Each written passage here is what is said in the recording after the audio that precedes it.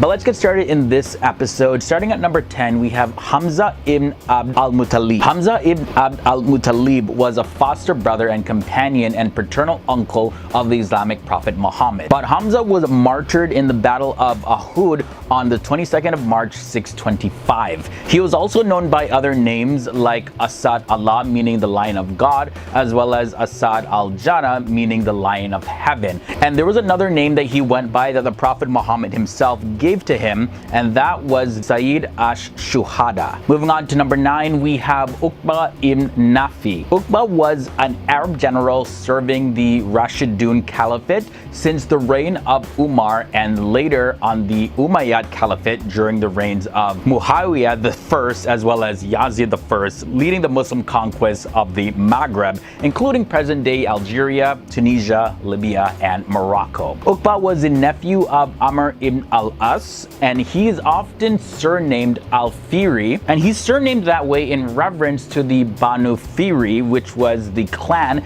connected to the Quraysh, which of course the Prophet Muhammad came from. His descendants would then be known as the Uqbids or the Fihrids. Uqba is the founder of the cultural city of Kairouan in Tunisia. Number 8 brings us Nusayba bin Ka'ab. Nusayba bin Ka'ab, also known as Amara, was one of the early women to convert to Islam. She was one of the companions also of the Prophet Muhammad at the time when 74 leaders, warriors, and statesmen of Medina descended on Al-Aqaba to swear an oath of allegiance to Islam following the teaching of the new religion by Mus'ab ibn Umair in the city. Nusayba was one of the only women to personally pledge directly to the Islamic prophet Muhammad. Her most well-known role came in the Battle of Uhud, where she defended the prophet. Now, she also participated in the Battle of Hunain, Yamama, and the Treaty of Hudaybiyah. I definitely felt a woman needed to be included in this episode. Now, moving on to number 7, we have Sayyid ibn Abi Waqqas. Sayyid ibn Abi Waqqas was also known as Sayyid ibn Malik, and he was one of the companions of the Islamic prophet Muhammad. Sayyid was reportedly the 7th person to embrace the religion of Islam, which he did at the age of just 17 years old. He's also very well known for his commandership in the Battle of Al-Qadisiyah and the conquest of Persia in the year 636, as well as he's known for his governorship over Persia, as well as his diplomatic journeys to China in 651. Also, at the time of the Battle of Uhud, Said was chosen as an archer. Said was among those who fought in defense of the Prophet Muhammad after some Muslims had deserted their positions. They kind of just abandoned the battle. So the Prophet Muhammad honored him by declaring him one of the best archers of that time. During that time, as he fought along the Prophet Muhammad also gathered some arrows for him. Khalid ibn al-Walid comes in at number 6. Khalid ibn al-Walid was an Arab Muslim commander in the service of the Islamic prophet Muhammad and the caliphs Abu Bakr and Umar, who played a leading role in the Ridda Wars against the rebel tribes in Arabia in the years 632 to 633, as well as in the early Muslim conquests of Sasanian Iraq in the years 633 to 634, and also Byzantine Syria in the years 634 to 638. According to the historian Hugh N. Kennedy, following his conversion, Khalid began to devote all of his considerable military talents to the support of the new Muslim state. With that said, let's continue this list. At number 5, we have Amr ibn al-As. Amr ibn al-As was the Arab commander who led the Muslim conquest of Egypt, and he served as its governor in 640 to 646, as well as between 658 to 664.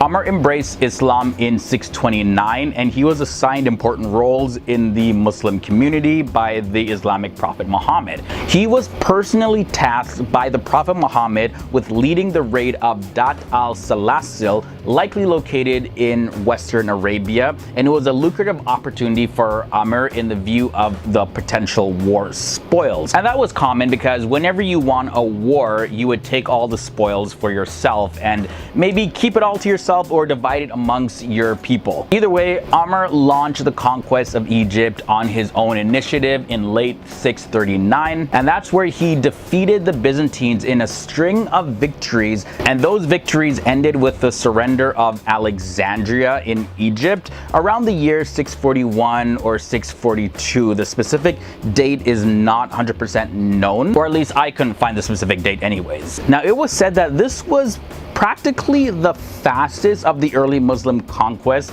and Egypt has remained under Muslim rule ever since that time. Next up, at number 4, we have Al-Muthanna ibn Haritha. Al-Muthanna ibn Haritha was a Muslim Arab general in the army of the Rashidun Caliphate. He was also commander of the Muslim Arabs in Al-Hira, from where they were conducting different raids in the plains of Sasanian Mesopotamia. He was also among the commanders at the Battle of Al-Qadisiyah in the year 636, after the capture of Persian territory in Iraq by Muslim Arab forces and the departure of Khalid ibn al-Walid. Al-Muthanna was put in charge of Muslim Arab occupied territories of Iraq.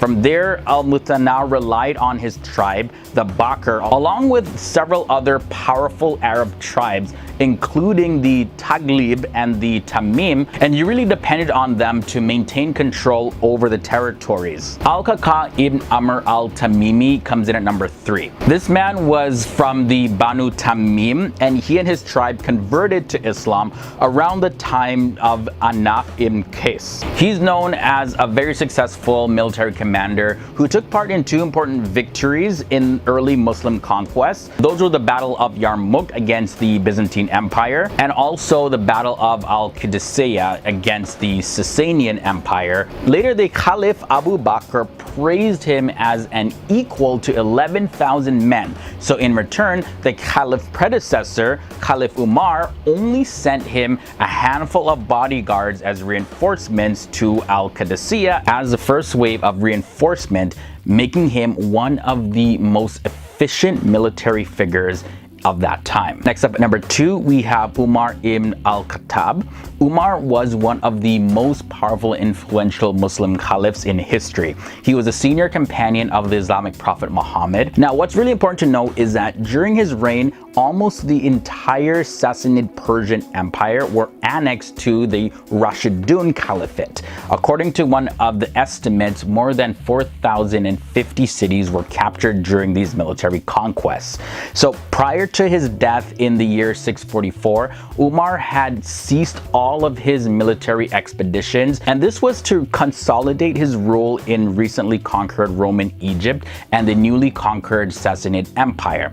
That happened between the years 642 to 644. And at the time of his passing away in November 644, his rule extended from the present-day Libya in the west to the Indus River in the east, as well as the Oxus River in the north. Now, coming in at number 1 in this episode, we have Ali ibn Abi Talib. Ali ibn Abi Talib was a cousin and son-in-law of the Islamic prophet Muhammad, who ruled as the 4th caliphate from the year 656 up until 661. And the thing is, Ali is regarded as the rightful immediate successor to the prophet Muhammad as an imam by Shia Muslims. Sunnis do not believe that though. With the exception of the Battle of Tabuk, Ali took part in all of the battles and expeditions fought for Islam, as well as being the standard bearer in those battles. Ali, he led military troops and warriors on raids into enemy lands, and Ali had played a major role in the Battle of Uhud, as well as many other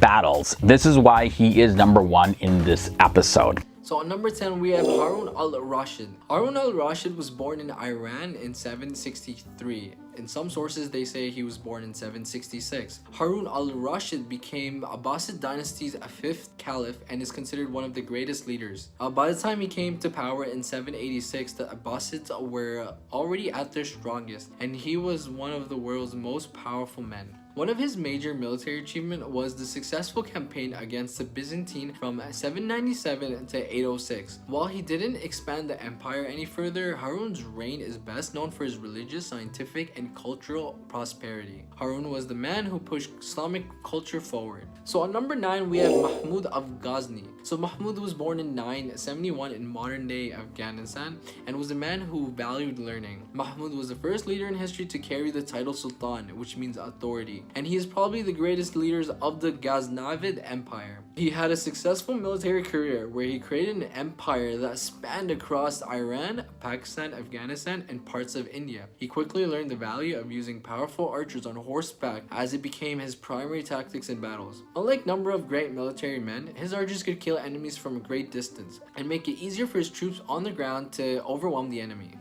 The one thing he's best known for is his invasions of India. From 1000 to 1027, Mahmud invaded India on 17 different occasions. His invasions were timed so well because they occurred every time whenever India's power was in a decline. So on number 8, we have Ertugrul. So according to the Ottoman tradition, he was the son of Suleiman Shah, leader of the Kai tribe of Turks. Ertugrul fled from western Central Asia to Anatolia to escape the Mongol conquest. According to the legends, after the death of his father, Ertugrul and his followers offered their services to a Sultan of Rum. So Rum is what we currently know as Turkey.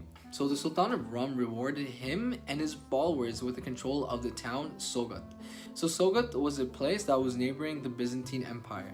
Eventually, this set off the chain of events that would ultimately lead to founding of the Ottoman Empire. On number 7, we have Sultan Mehmed II, also known as Mehmed the Conqueror. He was the Ottoman Sultan who ruled from 1444 to 1446, and then again ruled from 1451 to 1481. Mehmed II was only in his teenage years when he defeated the crusade led by John Hunyadi, who was a Hungarian leader. John invaded Mehmed's country and broke the conditions of the peace treaty between them. So when Mehmed II ascended to the throne again in 1451, he enforced the Ottoman navy and made preparations to attack the Constantinople, which is the modern-day Istanbul, Turkey. At the age of 21, he conquered Constantinople and brought an end to the Byzantine Empire. After the conquest, Mehmed claimed a pretty cool title as the Caesar of the Roman Empire. On number 6, we have Osman I. Osman, or Osman Ghazi, was the leader of the Ottoman Turks and the founder of the Ottoman dynasty. Osman's father was Ertugrul. The dynasty bearing his name later established and ruled the Ottoman Empire. So the interesting part about Osman is that the Ottomans did not record the history of Osman's life until the 15th century, which is more than 100 years after his death, which makes it very challenging for historians to differentiate between facts and myths in the stories that are told about him. But what we do know is that after his father Ertugrul passed away, he was in charge of the town Sogat, where he would launch raids against the neighboring Byzantine Empire. So on number 5, we have Muhammad bin Qasim al-Thaqafi. So Muhammad bin Qasim al-Thaqafi was an Arab commander for a general of the Umayyad Islamic State during the rulings of the Caliph al-Walid.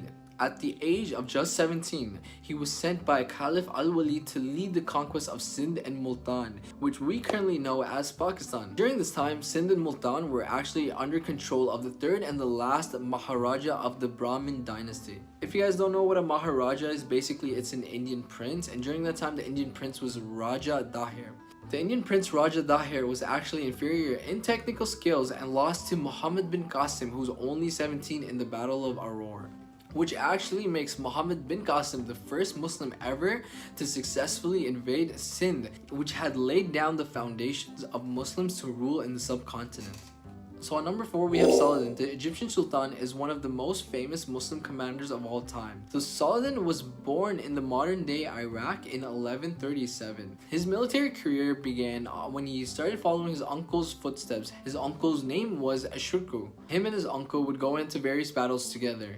He actually became the first sultan and ruler of Egypt and Syria. He then went on to defeat the Crusaders in the Battle of Hattin in 1187, where he gained control of the holy city, Jerusalem. So after the European officials found out about this, they sent the Third Crusade to take back the holy city, where Saladin fought the legendary King Richard the Lionheart. So the fight did end up with the truce where the Muslims still had control of the holy city.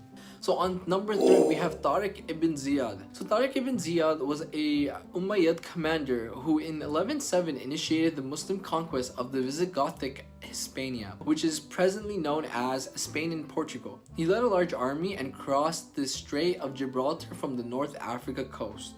So the name Gibraltar is actually the Spanish deviation of an Arabic name meaning the mountain of Tariq. So Tariq had won a decisive victory when Roderick, who was the Visigothic king, was killed in the Battle of Guadalete. So there's a legend that says that Tariq actually ordered that the ships that he arrived in to be burnt to prevent any hesitation from retreating. So on number 2, we have Babur. So Babur's name means tiger, and he became the first Mughal emperor after overcoming a series of initial setbacks. Although Babur was a Mughal, much of his support came from the Turks. So he made his first raid on India in 1519, and he captured the site Kandahar, which is modernly known as Afghanistan. So while conquering Punjab in 1525, Babur's army numbered no more than 12,000, while his opponents had around 100,000 soldiers. He used innovative tactics to split up his enemy's army and use his artillery to cause panics. This wasn't the only time where Babur overcame incredible odds. He would use his brilliance tactics to always outsmart his opponents. So number 1, we have the one and only Prophet Muhammad, peace be upon him. He is the most influential Muslim in the history of Islam. It is believed that Islam is a faith that was gradually revealed to humanity by a number of prophets. Complete revelation of the faith was made through the Prophet Muhammad, peace be upon him, in the 7th century. So after the Holy Prophet's encounter with Angel Jibreel, he spent the rest of his life in receiving revelations. The words of revelations were remembered, recorded, and formed the Holy Quran, which became the foundation of Islam and the Muslim world. When the Prophet started to preach, a lot of people started to accept Islam. And by the time he passed away in 632, almost all the tribes of the Arabian Peninsula had converted to Islam. Here we have Ahed Tamimi. Now she's a young female Palestinian activist who has become a global recognized icon, all for her resistance to the Israeli occupation of Palestine. Now she confronted Israeli soldiers who entered her yard in the West Bank village of Nabi Saleh and then proceeded to slap and kick them. Now her mother was recording the whole thing, and later the video went absolutely viral. Now a few days later at nighttime, the Israeli army's own camera actually documented soldiers entering her home, handcuffing and arresting her. Now she was then subject to interrogation, and then later she was sentenced to 8 months in jail. Now her mother was also imprisoned but never charged. Ahed was released after serving 8 months as a political prisoner and received worldwide support for highlighting the oppressive life faced by Palestinians. If anything, Ahed influenced a lot of people with her enormous amount of courage. Mohamed Salah comes in at number 9. Everybody knows Mohamed Salah. We just did a video about him also. Now he's a Sunni Muslim Egyptian football player who not only achieved greatness but also influences a lot of people.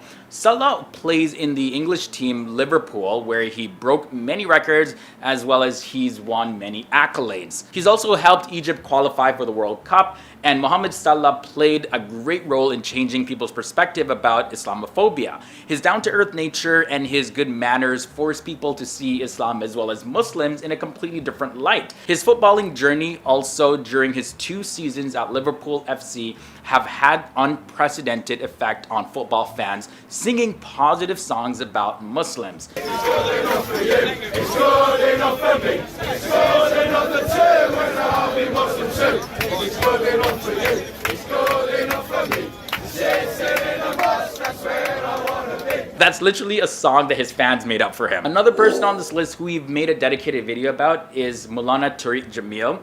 Now Tariq Jamil is a prominent scholar who is also one of the most powerful preachers in Pakistan. Now he belonged to the Tablighi Jamaat group, and his lectures focus on the subject of self-purification, avoidance of violence, observance of Allah's orders, as well as pursuing the way of the Prophet Muhammad. Now after completing pre-medical studies, Tariq Jamil was admitted to the King Edward Medical College in Lahore, Pakistan. It was there under the members of the Tablighi Jamaat that his focus changed to Islamic education. His Islamic training is from Jamia Arabia, where he studied the Quran, Hadith, Sufism, logic, as well as the Islamic jurisprudence. Tariq Jamil's background in the sciences allows him to explain the Islamic concepts in a way that appeals to modern urban Muslims. Additionally, his simple lifestyle, as well as his eloquence in Urdu, as well as speaking fluent Arabic, really catapulted his fame across the Muslim world. Now, we couldn't have this list without mentioning Imran Khan. Imran Khan was the international cricketer as well as a captain of the Pakistani national team, and that led to the victory in the 1992 Cricket World Cup. He became the Prime Minister of Pakistan back in the year 2018, and this was amid a huge expectations that he could bring the country forward on issues of governance as well as accountability and reduction of corruption. Now, he has endured a very tough first year. The economy was fragile, reforms to the financial systems were very slow, and there are questions asked about the influence of the army in his government. Now, Imran Khan is considered to be a great leader and an influencer as he leads 217.4 million people in Pakistan, and he's also a major influence on the Pakistani diaspora. Amr Khalid comes in at number 6. Amr Khalid has been a televangelist to Islamic world since the year 1998. Now, he communicates through his TV shows as well as his web campaigns using Islamic ethics as a way to inspire and foster community and development, and also to promote tolerance and intercultural relations. Now, he holds a degree in accounting and has no formal religious education, believe it or not. But he wears suits and ties, and he has a clean-shaven face except for a trimmed mustache. Everything that you would not expect from a Muslim preacher. His website is also translated from Arabic into nearly 20 other languages, and it rivals Oprah Winfrey's in terms of traffic, believe it or not. Now, his videos have racked up over 90 million views on YouTube, and he has about 28 million likes on his Facebook page. Here we have at number 5, Habib Ali Zain al-Abidin al-Jafri. So, tracing his lineage to the family of Ali, the 4th Caliph of Islam and the cousin of the Prophet Muhammad, al-Jafri is a leading Islamic scholar and a prominent speaker in the Muslim world. Al-Jafri is the Director General of the Taba Foundation in the UAE, and he's a member of the board of Dar al-Mustafa in Yemen, and also a member of the Royal Al-Bayt Institute for Islamic Thought in Jordan.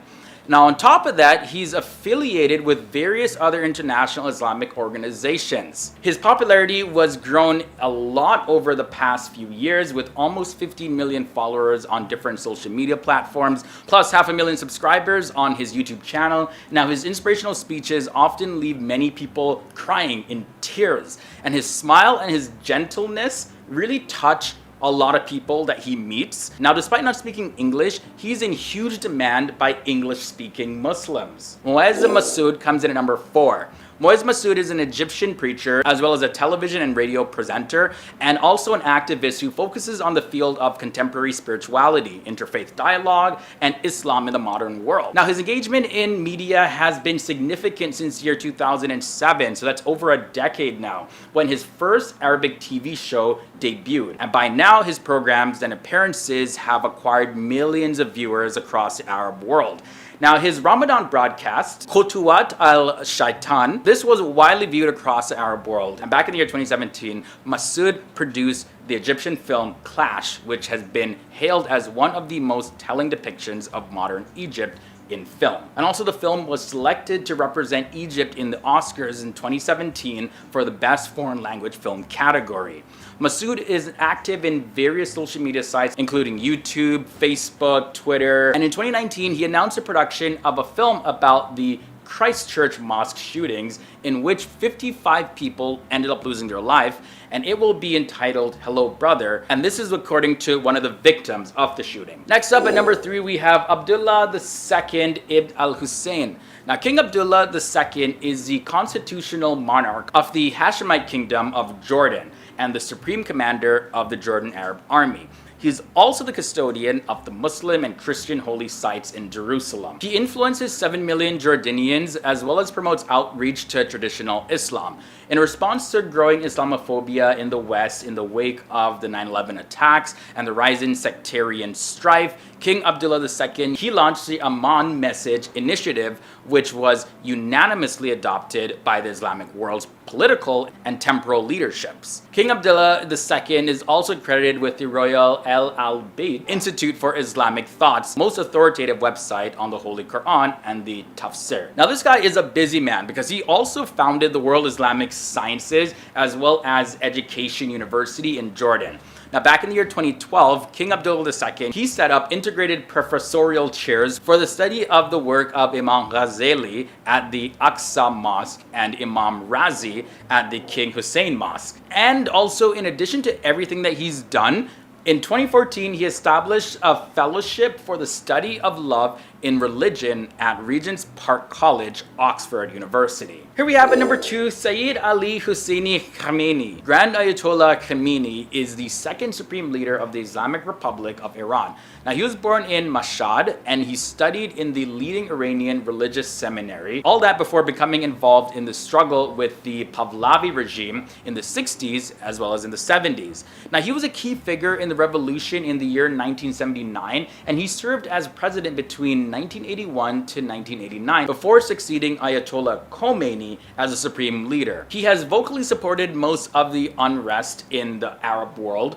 likening it to the Iranian Revolution. Khomeini leads 77.7 million Iranians. And finally, at number 1, we have Erdogan. Now, Erdogan was the Prime Minister of Turkey for 11 years. Erdogan is the current president of Turkey. Now, during his term serving the country, Turkey has seen unprecedented economic growth as well as constitutional reform and a reemergence as a major global power.